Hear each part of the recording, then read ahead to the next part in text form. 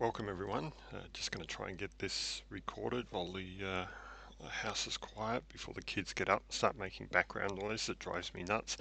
But I want to talk about a few things, and the main one is about the TPS sensor calibration. I'll probably end up splitting this video into two. The first one is an individual on Reddit, because of course people are trying to fix their own TPS sensors. So an individual on Reddit, this guy Severed Trace, he posted up this. Now this is a link to the XSR 900 ones. Yeah, he used a tool not unlike this. Actually, I think it might have even been the exact same one. I think it was even the same brand to get his throttle position sensor reading and adjust it.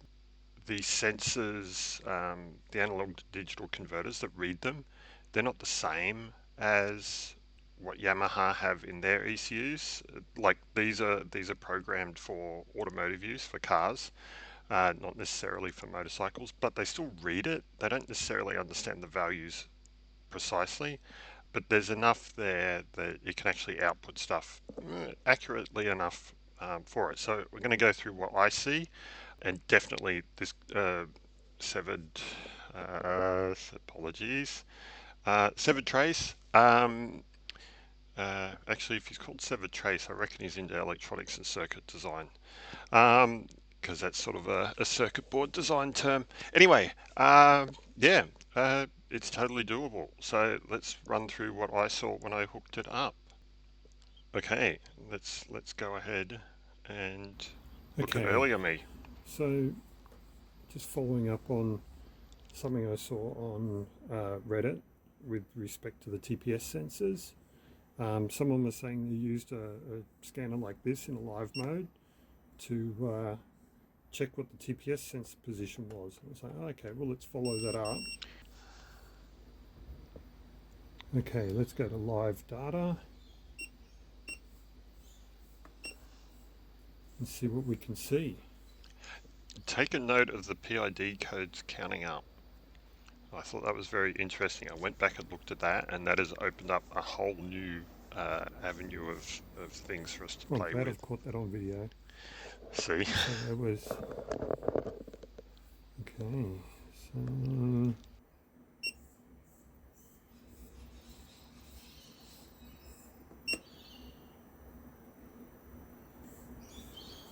now, what have we got coming out of it? So we've got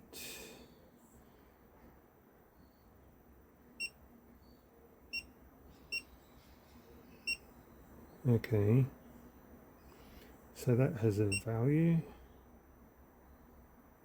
That doesn't. It doesn't. That does.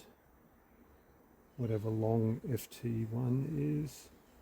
Long FT3 doesn't. Map does. RPM doesn't. Spark Advance doesn't. Okay, long FT is long-term fuel trim. So there are two long-term fuel trims there. So bank 1, bank 3. They are stored fuel trim adjustments by the ECU, and there is short-term fuel trim. Now, what they are is the so based upon what the ECU sees from the O2 sensor, long-term fuel trim is saved settings, saved major adjustments that it will always apply. So that's like a bulk one, and short fuel trim is immediate real time. It sees something on the O2 sensor and adjusts to it straight away. This speaks volumes with how these bikes work. So this is the Gen 3. It goes against what a lot of people say, which is the O2 sensors don't tune, and it's why I get on and say they tune the bike. If you change your exhaust, you don't need a tune. It's not going to be running lean or leaner than what the bike typically aims to run at. So the 14.7. People commonly say that the bike won't self-tune. I have pushed people on it, and eventually they go back to Two Wheel Dyno Works website, and he says that they won't self-tune. The O2 sensor only works to tune the idle, which is complete BS. And this is the bike telling us, no, I have a long-term fuel trim that I work out and I apply. I store it in my ECU memory, and I apply it every time you restart the bike. This is the bike telling Two Wheel Dyno Works he's wrong, but we'll continue on. IAT. Okay, let's see.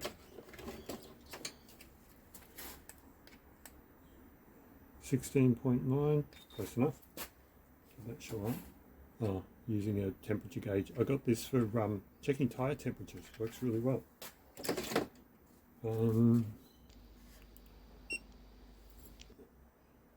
Okay, throttle position 15.7. O2. Ooh.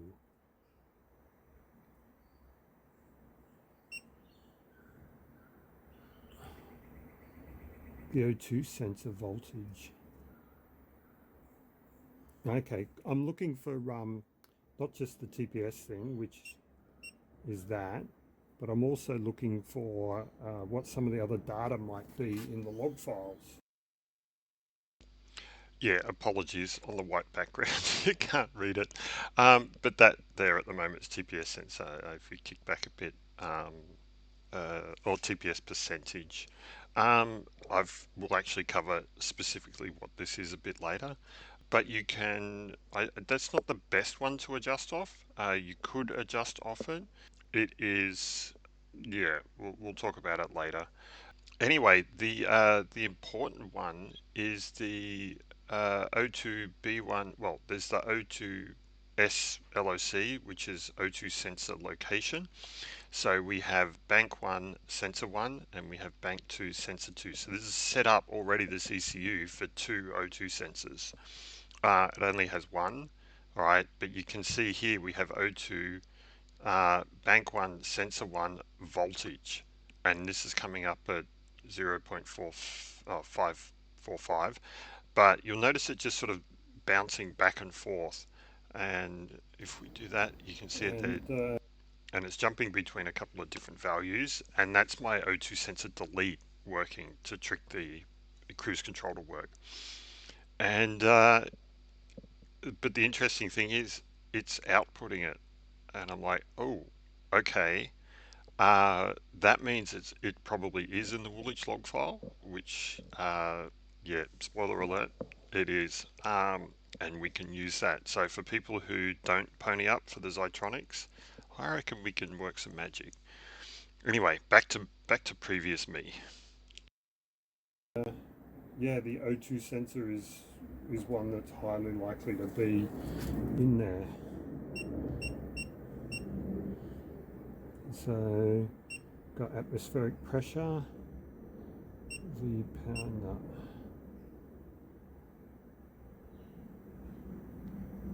Throttle position R should be to well, Okay, paused it here because this is sort of the important one.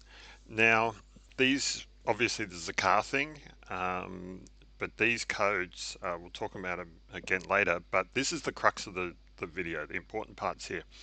If you're trying to adjust your throttle position sensor yourself, TP underscore R at the top. So that is the relative throttle position. That's the one you want. So for me, what was my base? My base was 34, bike not started. This is Woolwich raw analog to digital converter data broadcast on the CAN bus from the ECU.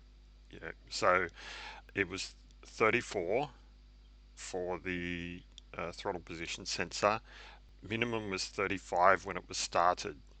So that value is being used to, or those values are being used to drive these ones here. So we have throttle position relative, throttle position. Okay, so we have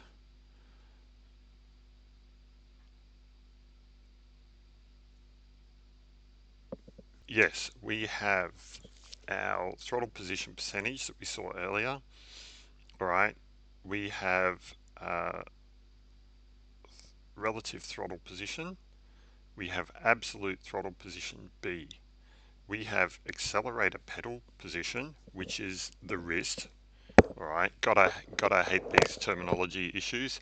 Um, but from a car position, accelerator pedal works. The codes are already there, and Yamaha is using them. So this is the wrist.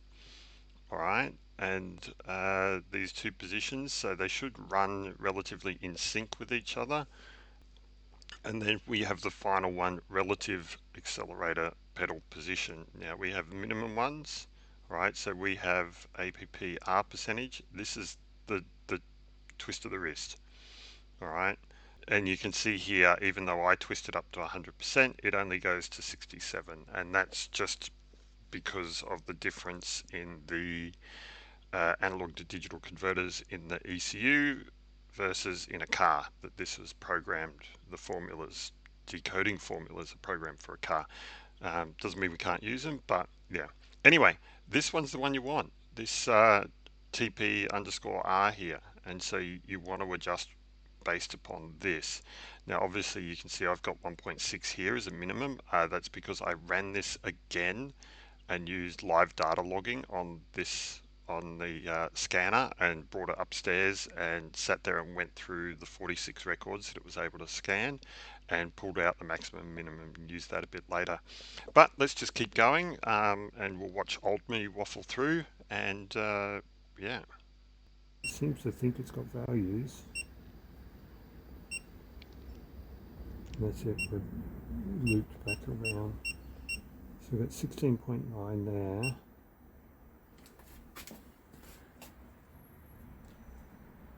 Oh, that is the wrist.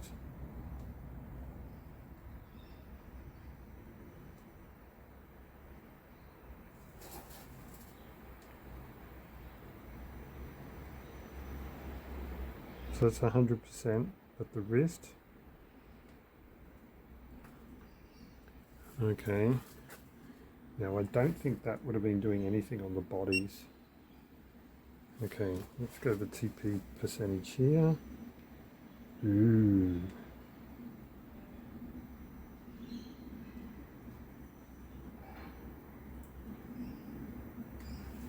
Okay. This was something I was hoping to check. Now, can I manipulate the throttle bodies? Okay, we'll just skip past me looking around under the bike to see if I could manually open and close them. Needless to say, that was exactly what you needed to see. Now the TP percentage did change. Yes, I had the actual throttle percentage closed. Sorry, the TP relative was sort of blinded by the being selected, but yeah, it moved, and you can see here it was going up to around 13.3%. That value, maximum value there, the throttle bodies were operating. The reality though is that the maximum this would reach is the equivalent of what's in the throttle tables for gear zero because the bike's in neutral. Actually, I think that's one of the values that's in there. That is the maximum for 0 RPM and, well, it's 17.7% is the maximum for 100% throttle or 100% at the wrist, 0 RPM, and neutral. So we'll just shuffle past me mucking around with the bike and okay, we're back. And I'm probably already yapping, but let's go.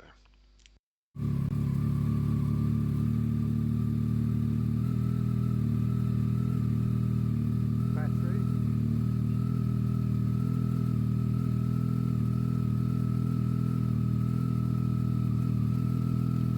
So you can see neutral gear there. Was this at one before? Yeah, none of that's changed. That's all where it was.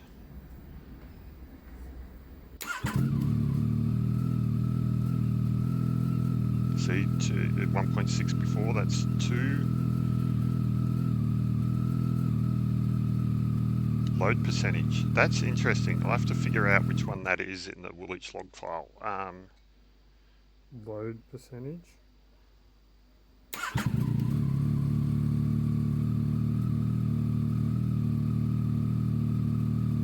Yeah, I want to do more on load percentage and see what that is.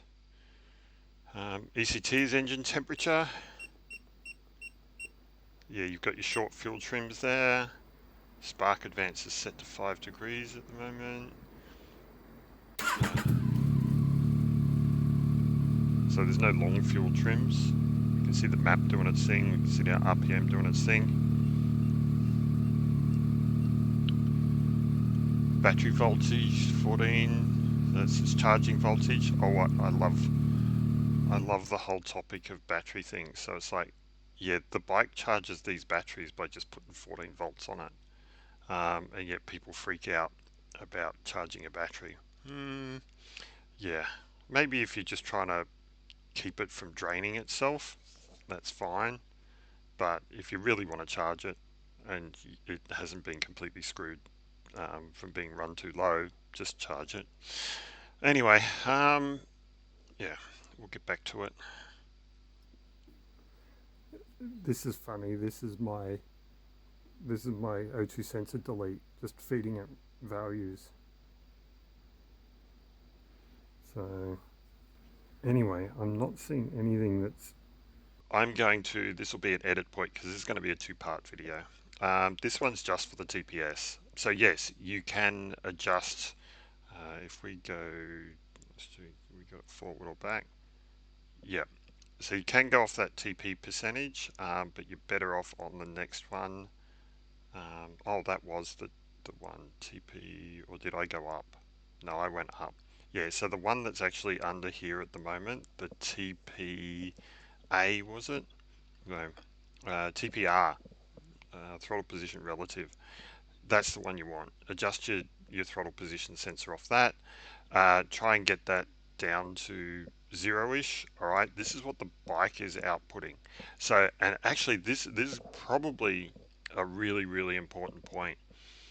That's the bike telling you where it's going to be reading from in the fuel maps.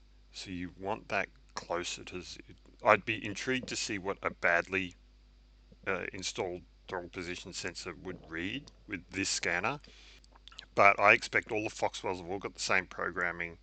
99% of them probably got all the same programming. I would be intrigued to see what a bad one is set to.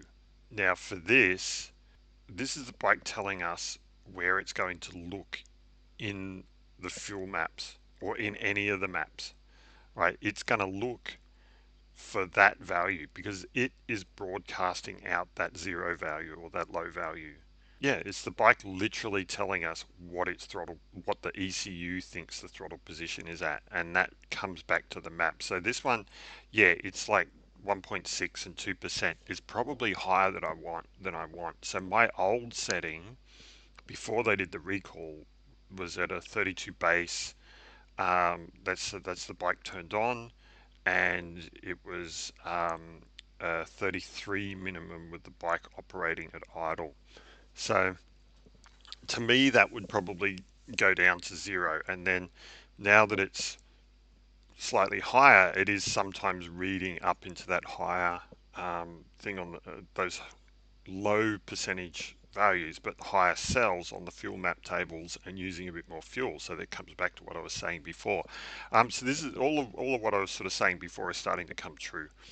And yeah, I think for anyone who needs to adjust their own TPS sensor, you should be able to do it using a scanner and doing this stuff. Anyway, I've talked too much. So good luck to anyone. This one wasn't cheap, but it wasn't expensive. So when I bought it, there was a lot of hoo-ha. There's a whole other video on this.